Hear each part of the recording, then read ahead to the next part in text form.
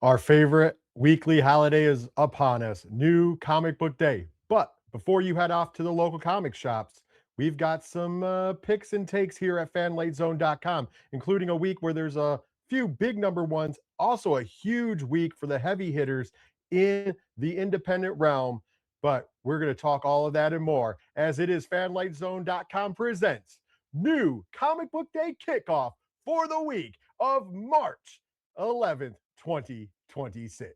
Of course, I am your host. I am also the executive producer over at fanlightzone.com. My name is Rich, and thank you so much for joining me here as we go over the pull list. As you can tell, I am actually still working on my new home work from home studio. So I am in my dining area, and it's an unusually warm and bright day here in the Northeast. So if you're living in the Northeast, you probably are experiencing this as well, which is awesome and also kind of questionable why I'm here talking about comic books. But hey, I love comic books. You love comic books. That's why you're here. So that's why we're doing it. So I apologize for kind of like the lots of white behind me because it's just the sunlight shining in through the curtains, and they were allegedly supposed to help with this. But don't you fret. There is a new studio on the way. I am just kind of constructing it as I go along right now here in my home. But you'll have to bear with me today with the sun coming in and out because I cannot control Mother Nature. However, what I can control and what I can implore you to do is to head over to the place that powers all of this,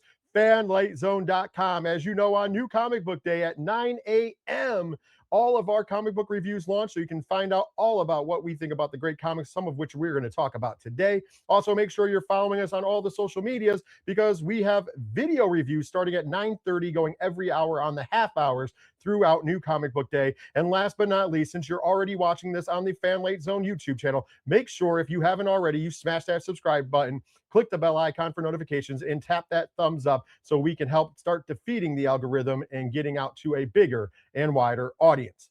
Of course, before we dive into this week's show, let me lay down the ground rules. I know if you've been watching all along, thank you so much. You already know these, but for anybody who's new or needs a refresher, I just like to give the ground rules down. The first rule and foremost is that these are all only books that are coming out on New Comic Book Day. We also don't cover trade paperbacks here. If you would like me to start covering weekly trade paperbacks that are dropping, let me know because I would love to make another video about that. Maybe I'll do it anyways. However, if there's a calling for it, it's more likely to happen.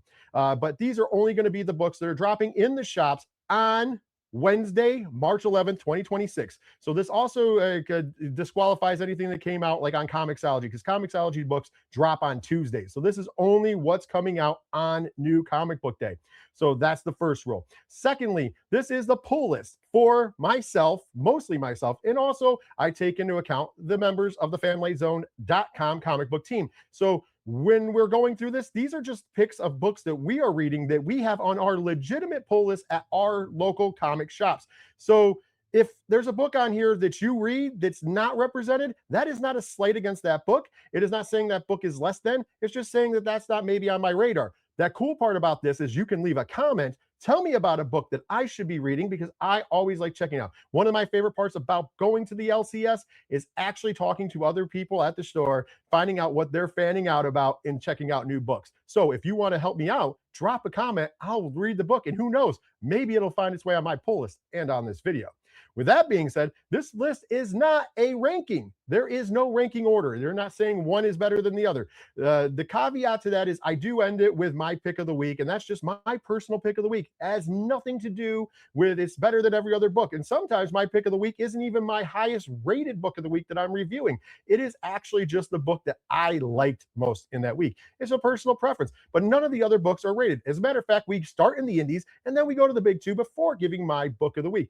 Outside of that, there is no ranking system. There is no order. So don't think because I mentioned a book in the middle of the pack that it's in the middle of the pack. It's not. It's just in the order. Usually I try to lump them together by publisher when I can. So that is pretty much the method to my madness. So there it is. And then last but certainly not least, this is an experience for people who want to talk about comic books.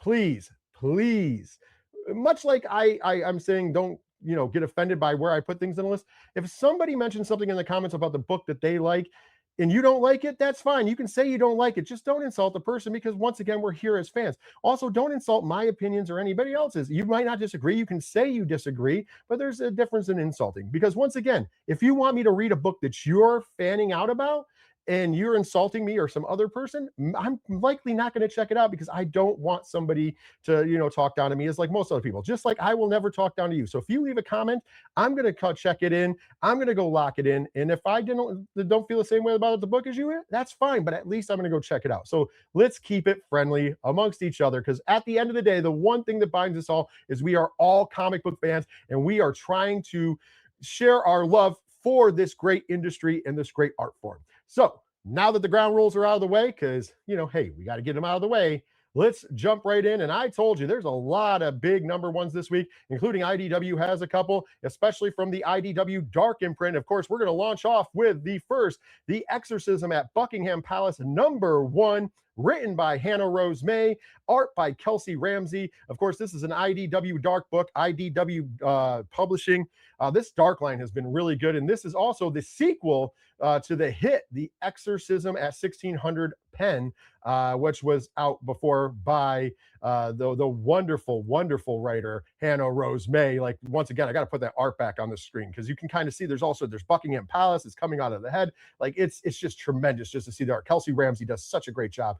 This is a great spiritual sequel, because it is a sequel. We're in a new, we're not even in a new, country. We're in city. We're in a new country. We're in London, England, Buckingham Palace. The royals have had a tragedy befall them, and the unlikely king is going to the unlikely prince is going to become king. And let's just say there is darkness afoot. This does a great job of setting up what's to come in the story. This has got me on the edge of the seat. If this is anything at all like Exorcism at 1600 Pen, we are in for a treat. Such a great book, and I think this is going to be just as good. So check it out. Make sure you grab a copy, because the nice part about number ones is they're always the best time to jump on. Let's be honest. Let's move on over to the next one, also from IDW Dark / IDW Publishing, A Quiet Place, Storm Warning, #1, written by Phil Hester, art by Ryan Kelly. By the way, the art in this book, fantastic. The writing's great, don't get me wrong, but the art, oh Lord, when you see the art in this book, you're gonna go flip. Of course, we all know the Quiet Place story. This is an additional story in the Quiet Place universe, and let's just say, have you ever thought about what would happen if everybody was on an island? And from what we know, from the mythology of this world, the aliens don't really swim, so you would think you were safe. However, when bad choices happen, things go awry. This is a family drama, because there's the mayor of the town. She has a brother who is trying to warn everybody, and it's not working out. So it's kind of like a family dynamic and a political dynamic amongst the community.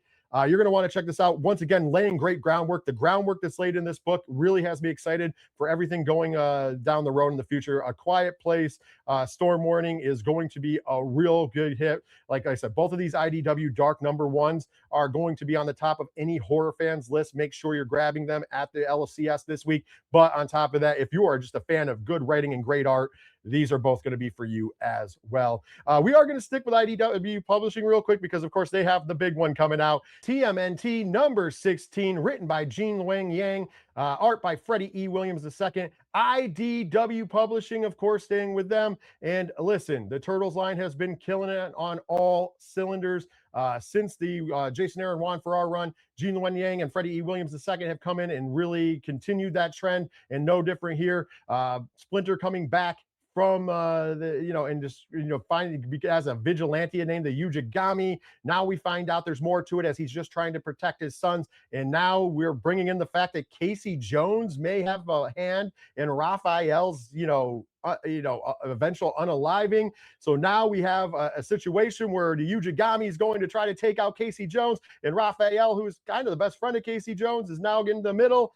This issue is fantastic. I don't want to give away what happens there, but once again, this series has been top tier, top notch from the jump and from the get-go, and that is what we like to see. I am super stoked whenever it's that time of the month for the Teenage Mutant Ninja Turtles, and I can't put this one over enough. Make sure if you aren't reading this, you get this on your list. You should be. This is one of those must-haves on anybody's pull list. I guarantee it. You will not be disappointed in the Teenage Mutant Ninja Turtle line. Let's move right along, and we are going to go over to our friends at Mad Cave Studio, who are hitting us with yet another interesting #1. This time it is 51, number one. The writing is by Kurt Pyers. The art is by Jock, not the, and I did not spell that wrong. This is a different Jock, not the one that most of you are thinking about. 51 is interesting.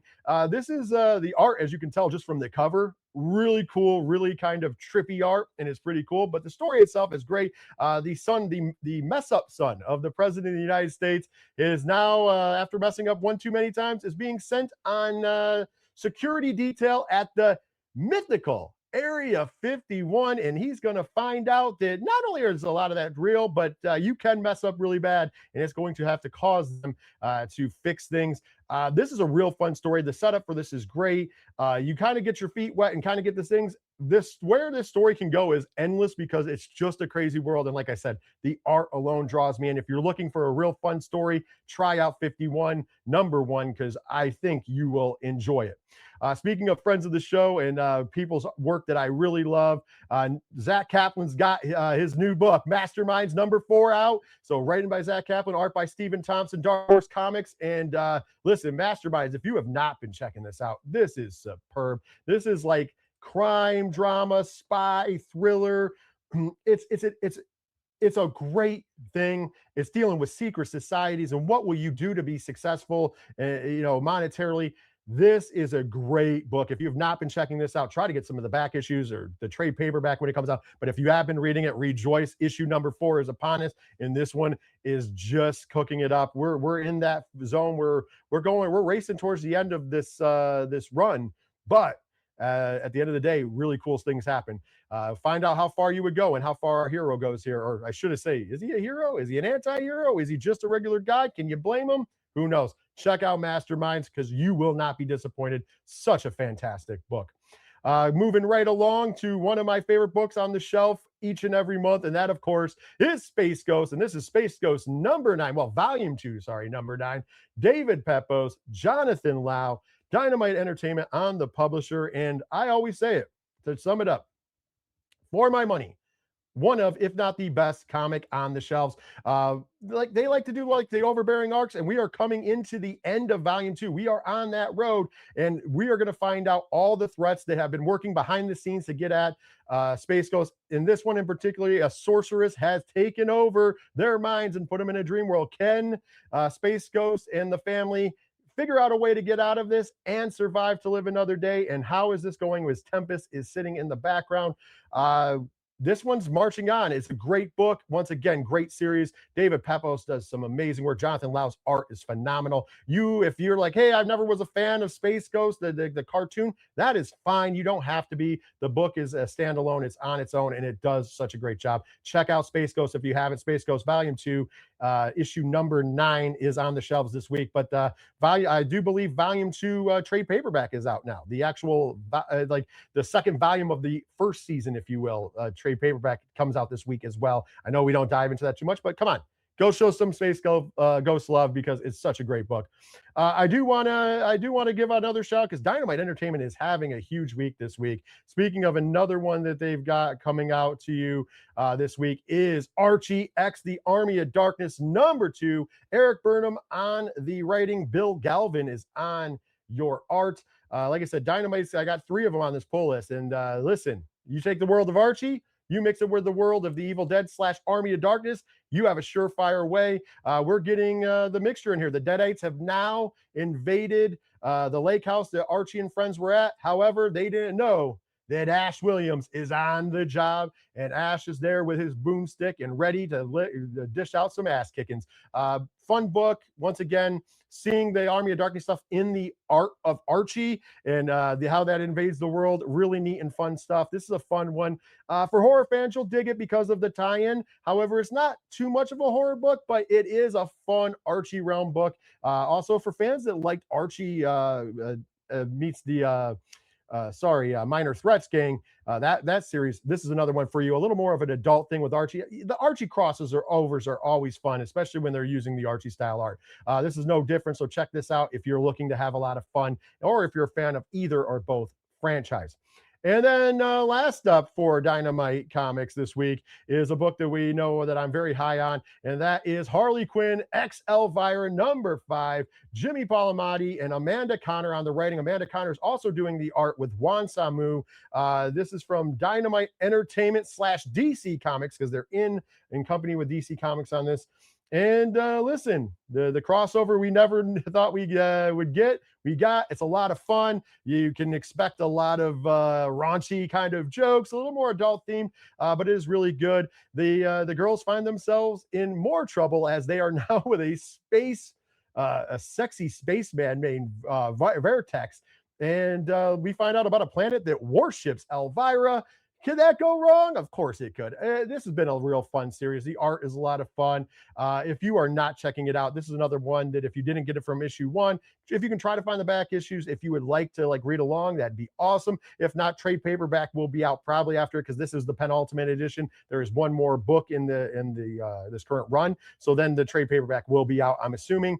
And yeah, don't miss that. But this is a lot of fun. It's such a fun series. Once again, I think that this week is summed up by a lot of fun series, and this is just another one. Speaking of series that we really love here at Fanlight Zone, I got to kick it over to our good friends over at Free Planet #10. Aubrey Sitterson, Jed Doherty on the art. Image Comics is the publisher, and I get it. I hear all the time, hey, Rich, Free Planet, I know you love it. It's a little wordy. It is. It's a great world building book. If you like world building books, Free Planet is for you. It deals with social political stuff. It deals with some action. It's an interesting retrospective look into, or introspective, I should say, look at how things go down. This issue no different. We're going into some big and bad places, and I'm just been a super fan of this. The art is fantastic.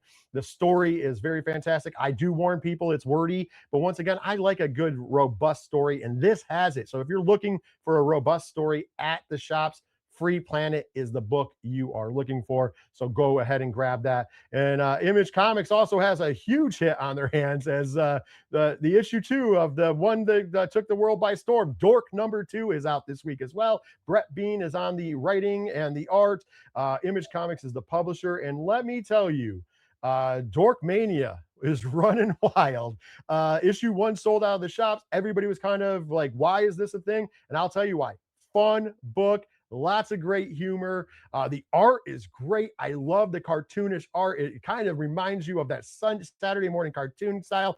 And on top of that, it's a lot of fun. When you take a dwarf from the light and an orc from the dark and you mix them together, you get a dork. And as the prophecy says, the dork is going to bring death and destruction and rebuild to the land. And so both the light and the dark are after him. But Dork is trying to set the record straight that he just wants this bipartisan nonsense to end and the war to be over and everybody to live their lives as they will.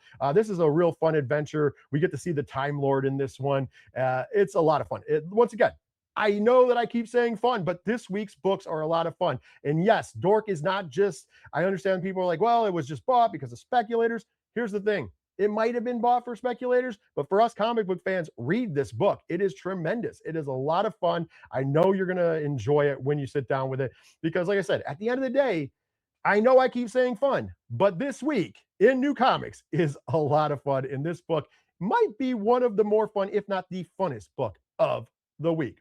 Now we're going to go over to the big 2 because we're out of the indie zone, and there's a big #1, well, a couple big #1s, but we'll start off with, I think, what most fans will think the lesser, although it's not to me, and that, of course, is Alias Red Band #1. Sam Humphries on the writing, Geraldo Borges, which we love his work here at FanlightZone.com, is on the art. Marvel Comics, and you can see from that beautiful cover. Of course, Jessica Jones coming back in a big way in the Red Band. And listen, this book to me, I got to read it. I'm not doing the review this week, but I did get to read it. It's fantastic. I don't want to give anything away, so I'm going to stay completely spoiler free, but I'm going to say this. Punisher Red Band led into the now ongoing Punisher series perfectly seamlessly. If that's any indication, Alias Red Band should lead into a new Alias series. And judging by this first issue, you want to jump on now. This is really good. This, of course, is for mature readers. They do have a Red Band packaging for this. It is very adult, just like Punisher Red Band was as well. But if you are a fan of that kind of line of work, I'm telling you, you'll be into this. If you did like Punisher Red Band, this book is also going to be for you. And like I said, I hope this leads to a straight on, ongoing Alias series when it's done, much like Punisher Red Band led to the new Punisher series that is ongoing from Marvel. Check it out. It is definitely worthwhile and it's fantastic. This is probably the bigger of the two, though, for comic fans. Number one's coming out of Marvel this week. And that, of course, is X-Men United #1, written by Eve L. Ewing with art by Tiago Palma. Marvel Comics, as I already mentioned, in this right now, we are in Shadows of Tomorrow. And this book is a big Shadows of Tomorrow book because we are dealing with the Mutant Academy.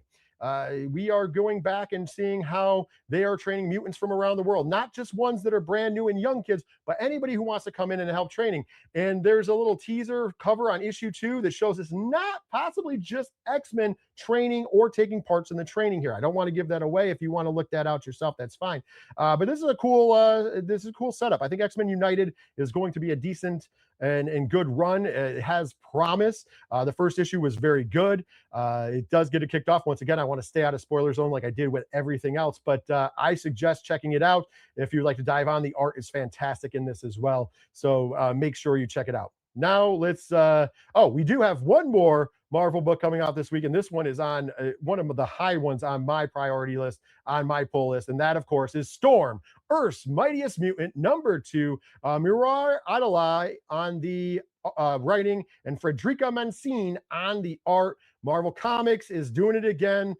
This is one of those side stories, side missions, if you will, in the X-Men universe. And we are seeing why Storm is an Omega level mutant. However, this one is really just tugging at the strings of, like, what is it like when you have God powers and you are a god in essence, but things don't go your way. The villain in this book is really kind of putting Storm through it as like, hey, I'm going to use your good nature about you and the fact that you think that your powers will get you out of everything. So this is a lot more mental. This is on the more mental side of things, and I love that. You know, there is action in the book, don't get me wrong. You're still going to get some kick-ass Storm action. However, I like what it's doing, like Storm questioning herself, Storm questioning the moves, having to like think. I think this is a really good look and a super good book. If you did not check out issue #1 and you can get your hands on it, go ahead and find it. Or I don't know if I don't think it's up on Ultimate yet, but if it is, check it out there. But yeah, definitely, this is something you should add to your pull list because Storm, Earth's Mightiest Mutant, is a super, super good series, and I think it's only going to get better as it goes along.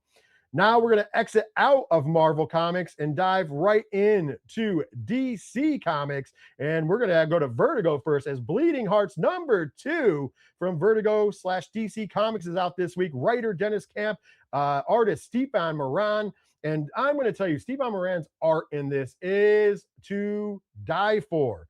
Dennis Camp does a great job in this as well. To set it up, this is issue #2. If you didn't read issue #1, this is the zombie apocalypse, but the zombie apocalypse with a lot of heart.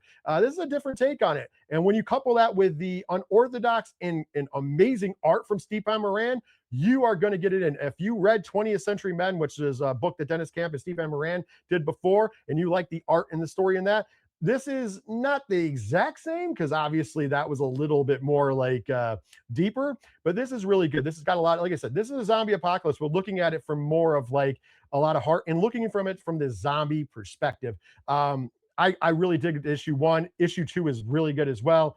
Check it out when you hit the shops. This is one of those series that you should be checking out. As a matter of fact, the Vertigo line is just double thumbs up for the Vertigo line so far from DC, bringing it back. So go check out all those books. But specifically this week, Bleeding Hearts. And even if you don't like the story, the art is going to get, like, no matter what, there's something for everybody in this book. And then I'm going to end the big 2 with probably, the book that I slam dunk every week, every month, is in my pull list. It's one of the first things I read when you get to the comic shops. I know it's so cliche, but it is Absolute Batman #18, written by Scott Snyder. And again, Eric Kinnett is back for another round here, as we are continuing the story of Absolute Poison Ivy, as well as tying in the Absolute Court of Owls, and learning more, without spoiling, learning more of what Martha Wayne is doing, like what she's up to. If you didn't read the last issue, issue 17, there was a nice revelation about Martha Wayne. We get more of that in this and more. Absolute Batman has been one of the best books on the shelves, bar none, every month since it's dropped. It speaks volumes for what Scott Snyder's doing over there on the writing. Eric Annett has done a great job coming in the last two. Nick Dragata is usually your artist on it. Occasionally we have a different artist. Eric Annett has been the artist on the last two issues. Super awesome work as well. Cannot put Absolute Batman over enough. I'm not going to waste a lot of time because I know a lot of you are going to go, I know everybody pontificates about Absolute Batman, but let's be honest, if everybody's doing it, sometimes it's just for whatever reasons. I believe in the case of Absolute Batman is for all the right reasons, is this book is phenomenal. And that brings me to my pick of the week. Now, as my pick of the week, I had a lot of great books this week that I'm reviewing over at fanlightzone.com. Of course, I'll put the graphic up just so you can see it again. Head over to fanlightzone.com starting at 9 a.m. It's at 9 a.m. All of our written reviews drop on fanlightzone.com. So all of the ones that were listed today will have reviews up for them. If they do not have a written review, they will have a video review that starts at the 30, starting at 9:30 every hour on the social media. So make sure you're following us on the social medias or YouTube Shorts. And of course, if you are following YouTube Shorts, you're already subscribed to the YouTube channel, which you should do as well. But with that being said, I have a lot of great reviews coming out, and it was a real hard pick this week. But with the story and how it's been going, my pick of the week has to be Transformers number 30, written by Robert Kirkman, art by Dan Morris, Skybound Entertainment, Image Comics. This is the battle that we were waiting for. Optimus Prime versus Alito 1, the Autobots. You know, the Decepticons are there. We know Megatron's there. We've had some really brutal stuff with Megatron over the past couple issues. And they are now getting sidetracked as Autobot versus Autobot. The two different philosophies. Alito 1's philosophy, Optimus Prime's philosophy, and if they can't get along, they must get it on, and they do here in issue number 30. This is a great story without giving anything away. We've been building up this. It's been a powder keg going on, and one of the best, Transformers in the Energon universe, great series no matter what. But in the last few issues, we've been really building up this powder keg, and it explodes in issue number 30 in a big way. This is my pick of the week. My review for this, trust me, you're going to want to check it out. And the hell with that. Just go pick up Transformers number 30. Even if you haven't been keeping up with the book, the fact that you get Alita 1 versus Optimus Prime, you're not going to lose. Trust me, that's a big bucket of win all the way around. Now that I'm done pontificating, tell me in the comments what you thought about my picks. Tell me what you thought about what I didn't pick. Anything that I missed that you want me to read, I want to hear from you. Tell me what I should be reading, what I might have missed. Tell me when you agree or disagree. Like I said, just make sure you keep it classy and above board, because that's all we ask here at Fanlight Zone. But I'm done talking. It's time to get ready. We're preparing for it. There's almost time to hit those LCSs and pick up our pull list and grab stuff off the shelf and read some amazing comics. It's always the best day of the week. So without further ado, thank you so much for tuning in. Make sure you're following us. Make sure you check out fanlightzone.com. Make sure you're subscribed to this channel for all of our great interviews, videos, and more. But until I speak to you again, enjoy New Comic Book Day, and later, comic book fans.